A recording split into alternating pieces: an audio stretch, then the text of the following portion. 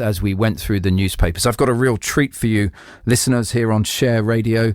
We've got George Galloway on the phone. Yes, I am. Good evening. George, thank you so much for coming on the show. You're welcome. You must be absolutely delighted with Bradford's result during the week, eh? It's truly fantastic. I'm not claiming credit, but the truth is this. When I arrived in Bradford 3 years ago, they were one game away from relegation from the Football League altogether. And now they're effortlessly cruising past Chelsea at Stamford Bridge and have been twice to Wembley in the interim. It's been a miraculous period. The manager, the players, all the staff, it's been a truly miraculous period, and it has really lifted the spirits in the city. Now, I love going to Bradford. It's one. I mean, you just have to trust me. I go to Bradford twice a year. I love it there, and I have many friends who are in the city. I think the guy who now owns the Bradford Football Club is it Omar Khan? Is it the No. He owned the Bradford Bulls, the rugby league. The rugby league club, but he's no longer involved. Oh, okay. It's quite a vexed story, that one. Okay, because he wanted to call it. It's still owned by the fellows who owned it before. Okay, well, it's good to know that Bradford is being put on the map by the football team and also by yourself. Now, in the studio with me is Ed Rennie, a columnist for Blue Labour and also one of the leading thinkers at Respublica. Good evening, Ed. Good evening. I better turn his microphone on. There we are. So George, this week we've had the debate, the TV debate issue that's come up, and almost every party on the planet has been invited to now go on to two of them, except for Respect. It's just pretty unfair, isn't it? Well, it has no logic, it has no rationality, and it's not fair. And broadcasters are not allowed to behave in that way. They are governed by a responsibility to make decisions which are not merely capricious, which are not entirely random. And that's exactly what's happened in this case. It's not just us, to be fair. The fourth biggest party in Parliament has been banned from the debate, Peter Robinson's Democratic Unionist Party, and they're going to court. We had a high-level legal meeting on Saturday afternoon. We'll go to court if we have to, but in the interim, we're writing to the broadcasters demanding our place. So, George, the Respect Party. I mean, you first stood in. Was it Bethnal Green where you were? That was first elected then, yeah. We got 250,000 votes across England in 2004 when we were only 20 weeks old.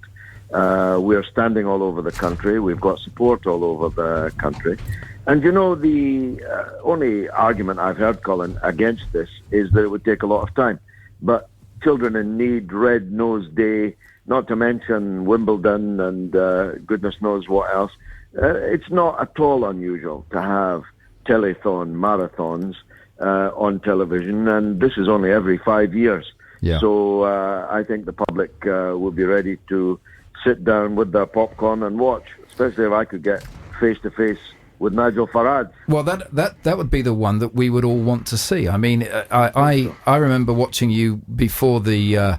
but I think you went to, was it the Supreme Court, or you spoke at the Senate, didn't you? No, the Senate, the US Senate. And you tore them apart. I mean, for any of our listeners that are able to go onto YouTube, I mean, you can get this clip of George Galloway going in and ripping them limb from limb. I mean, it was quite an impressive display that you gave there, George.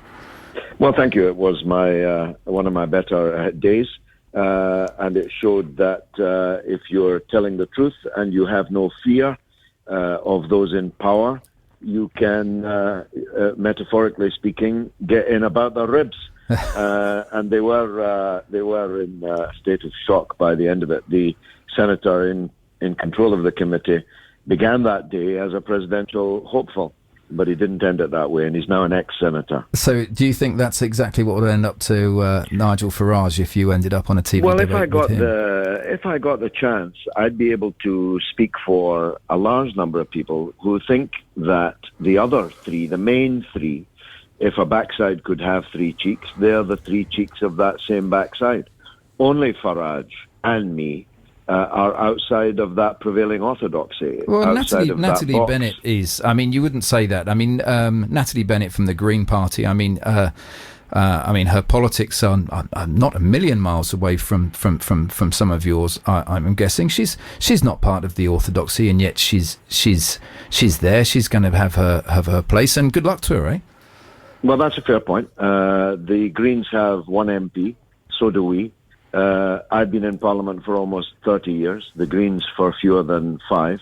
And I just don't think that on the subject of logic and rationale, you can say that they can be on the debates, but not us.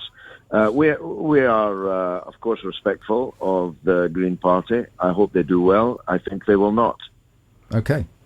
Well, Ed's got a question. Ed Rennie, who's in the studio with me, he's got a question for you. Yeah, George, I mean, are you running candidates in how many constituencies in the country are you running candidates? At the moment, 25. We expect that to rise to about 100. And it will be throughout the country, unlike the SNP and Plaid Cymru, who are in the debate, but who stand for A, leaving the country, and B, stand only in one part of the country. We're standing on the south coast in Hastings, standing several candidates in London, in Birmingham, in Sheffield, in Manchester, in Bradford, and probably in Edinburgh over the next week or so. So I think we've got a good shout, Ed. And where are you going to get your core vote from? I mean, is the vote coming particularly peeling off of Labour, or are you getting votes from across all the parties? I think a lot of votes come to us from the Liberal Democrats. The Liberal Democrats got a lot of votes from people in 2010 that believed the Liberal Democrats were going to abolish tuition fees and were genuinely the anti-war party. You'll recall that they opposed the Iraq war, but only until it started, supported the Afghan war, and have supported every war since. So yeah.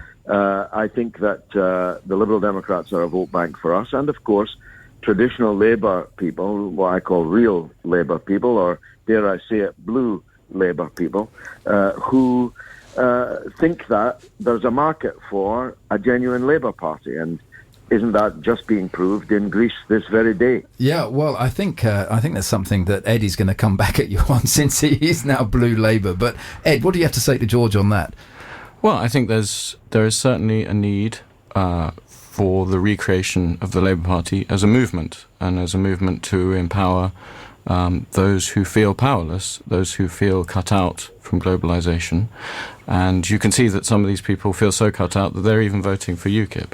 So I think that, I personally feel that, the way George was treated before he left the Labour Party was deeply unfortunate, to put it gently, and there is a need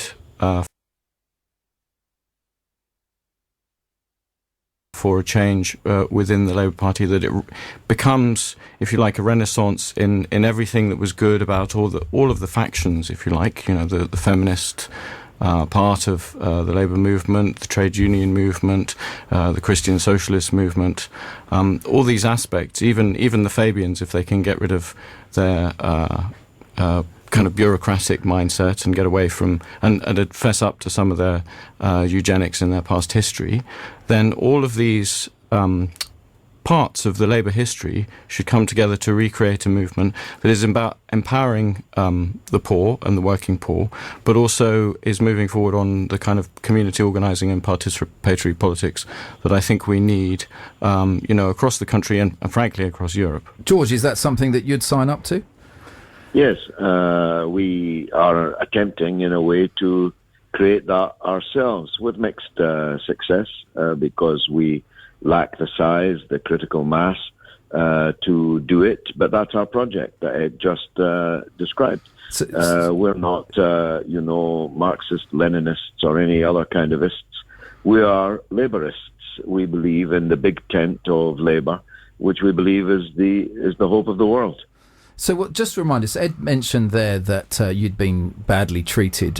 For those of us not hugely familiar with that story, what happened to you, George?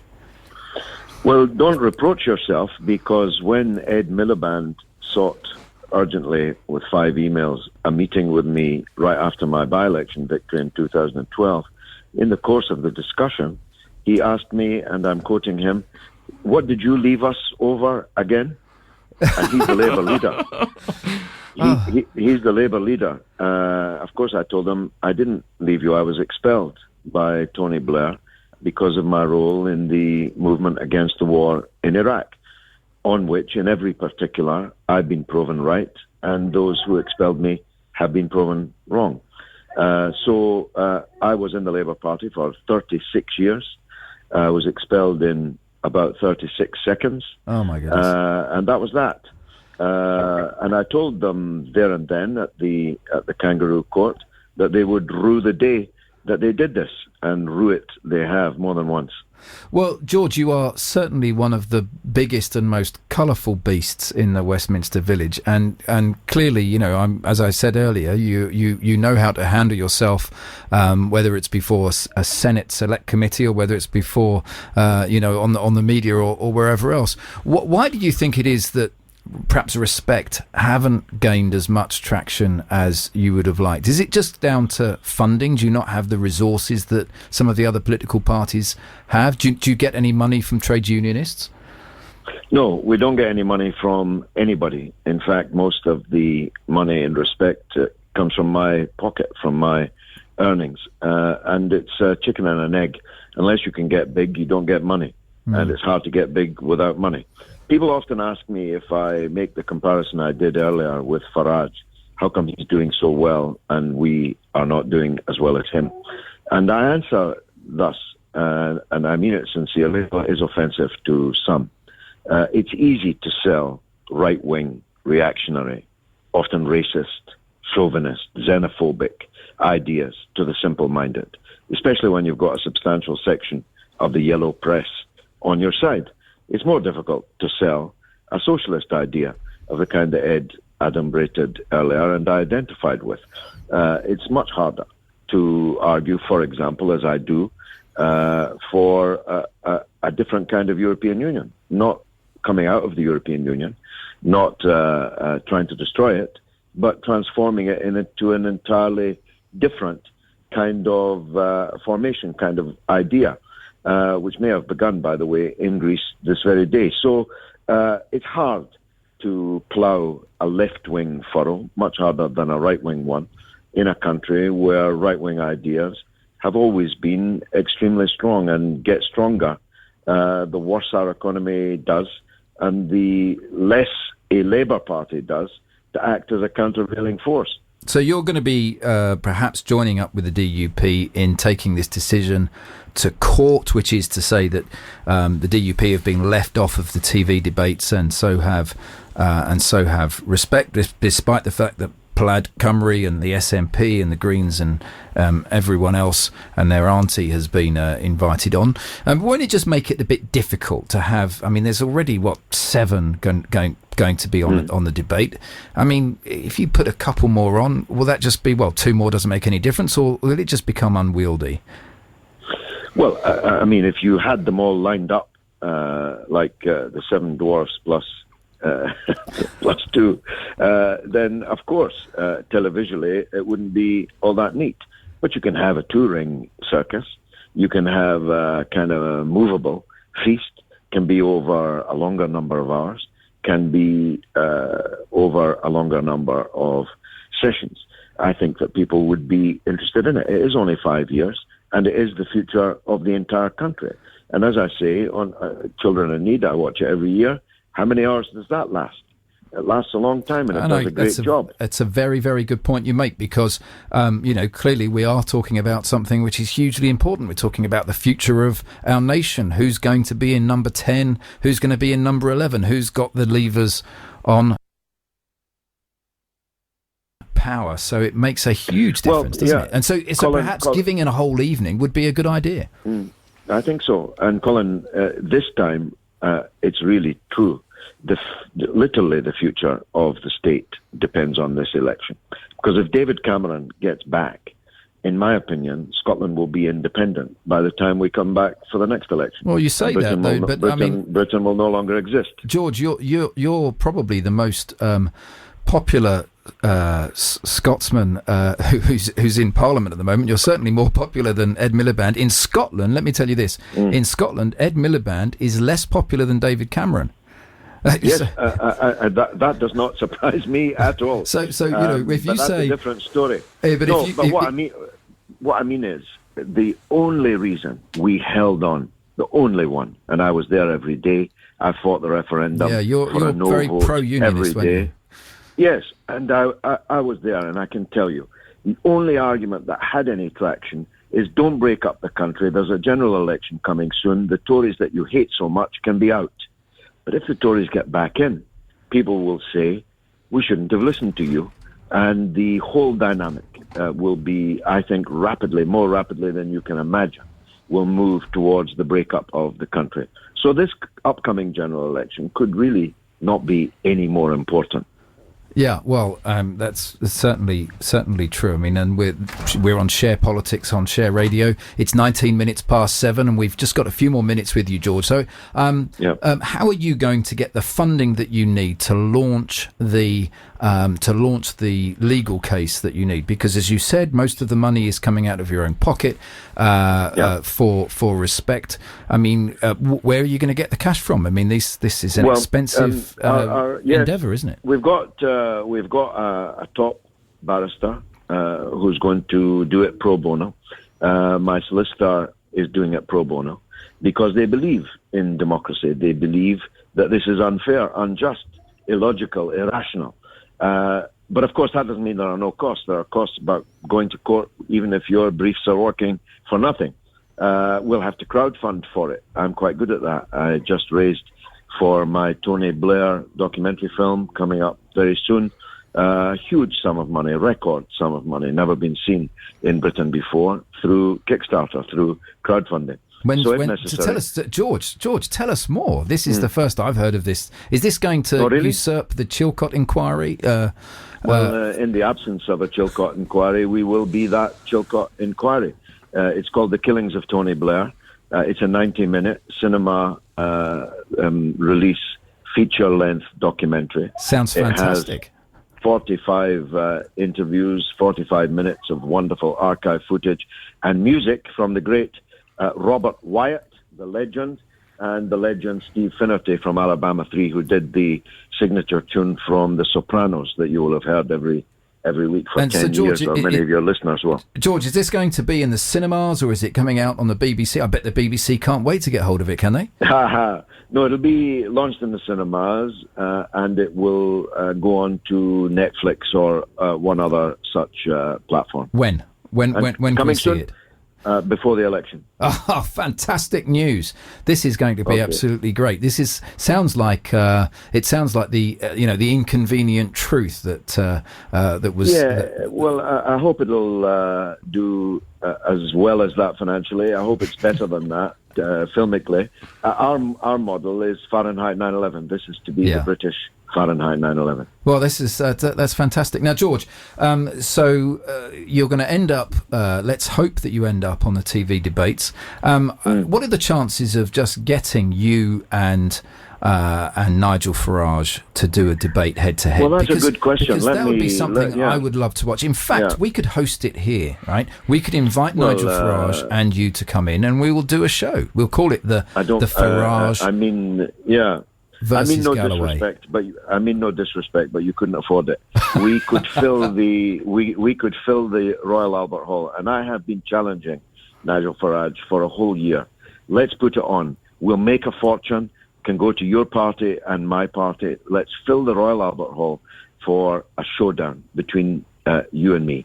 And I take the opportunity of your excellent radio station tonight to renew that challenge. Well, we'll put that challenge out on Twitter as well for you, George. I mean, that really would be something worth worth watching and seeing, because you've got two polar opposites, haven't you? I mean, it's fair to say that you couldn't be further away from most of the positions that Nigel Farage holds, in a way that I think many people argue. You've argued very successfully in recent years that so many parties are now crowding around the centre ground that actually it's difficult to distinguish them. But actually, with you and Nigel Farage, there is a very broad difference, isn't there? It would make compelling watching.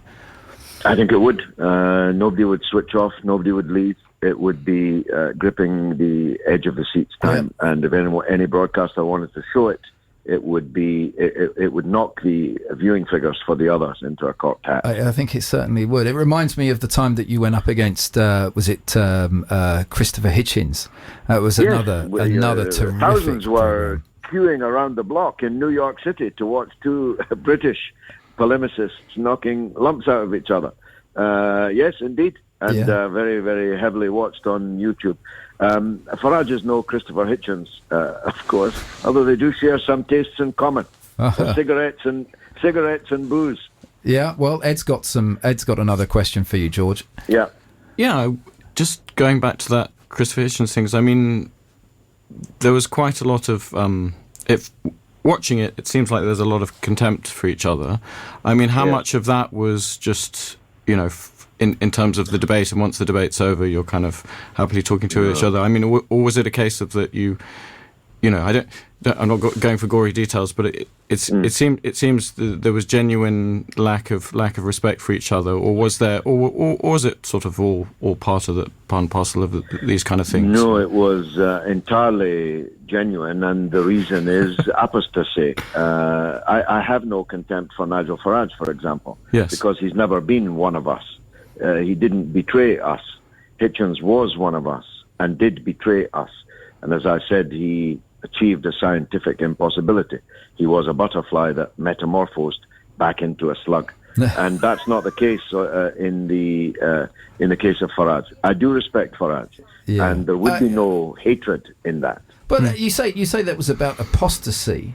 Well, I'm not sure. What did Christopher Hitchens do that was apostasy? Well, he left the left. Oh, I see. It's the ultimate crime. Oh, I see. I'm sorry, that one missed me by. He did, and couldn't be more dramatic. He was a Trotskyist that ended up George Bush's main cheerleader in the United States. Okay. It doesn't get much more of an apostasy than that. Okay, I understand. Now, George, my final question before we have to go to the news, and this is: are you still planning to run for Mayor of London?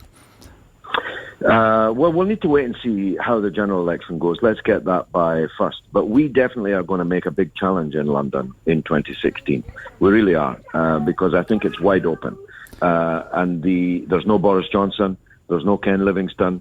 It's talk about dwarfs. Everyone that comes onto the stage from the mainstream parties as likely candidates is smaller than the last. Oh, I don't know. I mean, it's kind of wide open. George, I mean, certainly you'd be very welcome back here in London to be elected. I'm sure you would add colour to the city. But there is some talk that it's going to go to Lord Cove. He might get the Conservative nod.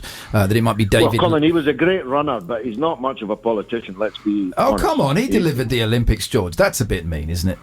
Well, I'm not sure many people would queue up to hear what he's got to say on politics. And what about... He's a fine man. I like him. He's a very good what about athlete. Diane Abbott or David Lamé or even Sadiq Khan is being touted as a potential Labour? Well, he's the smaller of the ones I was referring to, but Diane Abbott has no chance whatsoever of being the Labour candidate. It's almost certainly, one hears, going to Dame Tessa Jowell, most famous for saying that she'd throw herself under a bus for Tony Blair. Well, as Ken Livingstone pointed out to me, he delivered a lot of buses, so she has quite a few choices. Well, so George, you're ruling it out now, so that you're saying you're not going to decide until after the election. You're just being cute, aren't you? I mean, this is just a politician's trick of keeping your powder dry, so that you do. Because you did say that you were going to run for London. No, I never did. I said I was considering it, considering it still. And I'm saying to you that we will definitely high-profile mayoral candidate and a full slate for the London Assembly. And we expect to do quite well. London has developed, since I got 100,000 votes in London in 2004, just 3 weeks after my expulsion from the Labour Party. And I think we've exponentially improved our position since then. And London has changed all the time, demographically, in class terms, and more potential voters for us are appearing. So I think we'll do really well in London 2016. But let's get the general election out of the way first. Okay, well, George Galloway, thank you so much for coming on to the show. We wish you all the best in your fight to get Thank you. To get onto the TV election debates, and also with the film that's coming up. Just remind us one more time, what's the film called, and when will it be released? It's The Killings of Tony Blair. It will be released before the general election, and you can follow it on Twitter and Facebook. Twitter will be the fastest, at the Blair Doc. At the Blair Doc.